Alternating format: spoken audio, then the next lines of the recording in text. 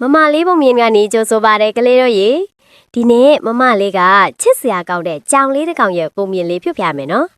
တခါတုန်းကအိမ်လေးတစ်လုံးထဲမှာကြောင်လေးမီမီဆိုတဲ့ကြောင်လေးတစ်ကောင်နေထိုင်တဲ့ကွမီမီကမျက်လုံးဝိုင်းဝိုင်းအမွှေးထူထူနဲ့စိတ်လည်းအရန်ကောင်းတဲ့ကြောင်လေးပေါ့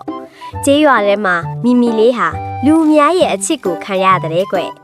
ဒီလိုနေ့ဒီနေ့မနက်မှာမီမီဟာအိမ်ရှိမှလမ်းလျှောက်နေရင်ခွေးငယ်လေးတစ်ကောင်အစာမရှိပဲငီးတွားကဖိုက်စာနေတာကိုတွေ့လိုက်တဲ့ကွအဲ့ချင်းမှာမီမီကခွေးလေးကိုကြည့်ရင်တနားမိတဲ့အဲ့နောက်မီမီကစဉ်းစားလိုက်တယ်ငါမှငါးလေးတစ်ကောင်စားဖို့ရှိသေးတာပဲသူ့ကိုစားဖို့မျှပေးရအောင်လို့တွေးမိပြီးနောက်မီမီကကို့အစာကိုမျှဝေပေးလိုက်တဲ့ကွ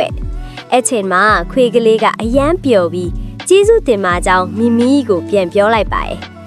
အဲ့ဒီမြင်ကွင်းကိုအိမ်ရှင်လင်မယားမြင်သွားပြီးပြုံးပြီးကြည့်နေခဲ့တယ်။အဲ့ဒီနေ့ညမှာမီမီလေးအိတ်နေတဲ့အချိန်မှာအိမ်ရှင်အမေက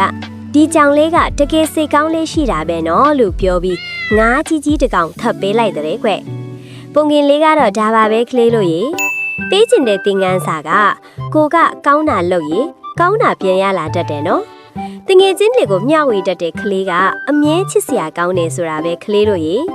ဒီနေ့မမလေးပုံပြင်ကိုနားထောင်ပေးလို့ကျေးဇူးပါနော်